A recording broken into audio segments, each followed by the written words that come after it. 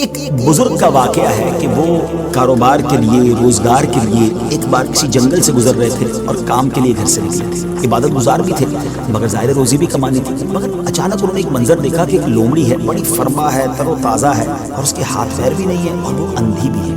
اب حیران ہو گئے کہ اس کے پاس تو نہ ہاتھ پیر ہے، نہ آنکھیں ہیں، نہ دیکھ سکتی ہے، نہ چل پھر سکتی ہے، تو یہ کھاتی کیسے؟ اس کے کھانے کا انتظام کیسے ہوتا ہوگا؟ اسی شش و پنج میں تھے، آپ بیٹھ گئے۔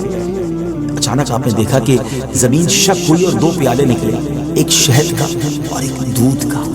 مگر آپ پھر سوچنے لگے کہ یہ پیالے تک پہنچے گی کیسے؟ اب کیا ہوا کہ تھوڑی دیر بعد انہوں نے دیکھا کہ قریب پہاڑ سے ایک سفید چہرے والے نورانی بزرگ وہ اوپر سے تشریف لائے اور اپنے ہاتھوں سے لومڑی کو یہ دونوں پیالے پلائے، پھر پیالے زمین کے اندر چلے گئے اور وہ بزرگ واپس جانے لگے۔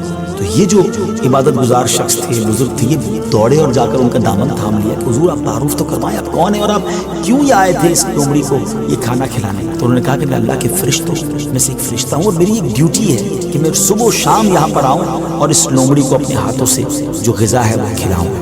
بزرگ کی تو جس کو کہنا کہ طبیعت ہی چینج ہے کہ جو رب اس لومڑی کو اس حالت میں بھی روزانہ رزق دے سکتا ہے وہ تو مجھے بھی رزق دے گا، مجھے کیا ضرورت ہے کام کاج کے لیے تکلیف اٹھانے کی؟ آپ جنگل میں چلے گئے اور اللہ کی عبادت میں مصروف ہو گئے، کئی دن عبادت کی، 7 دن ہو گئے مگر کچھ کھانے کو نہ ملا، بھوک سے برا حال ہو گیا۔ اللہ کی بارگاہ میں فریاد کی، میرے مالک مجھے بھی تو کوئی لقمہ غذا عطا فرما، اب بھوک برداشت کرنے کی طاقت نہیں ہے یا میری روح قبض کر لے۔ اللہ کی طرف سے یہ ارشاد ہوا، یہ پیغام ملا کہ اے میرے بندے اپنے ہاتھ سے کماؤ، کسب حلال کرنا ہے، کوشش کر خود بھی کماؤ اور محتاجوں کو بھی کھلاؤ۔ جب اللہ کریم کی طرف سے یہ حکم ملا تو پھر بزرگ نے کیا کیا؟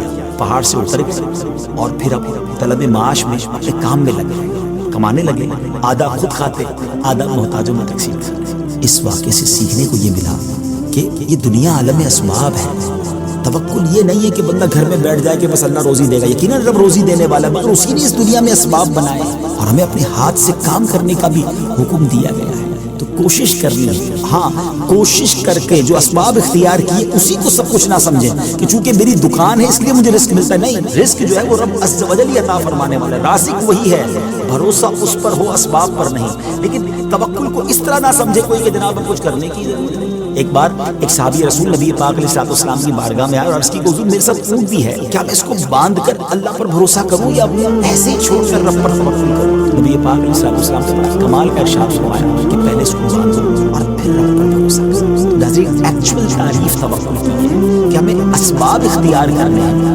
مگر خالق کے اسباب پر بھروسہ کرنا۔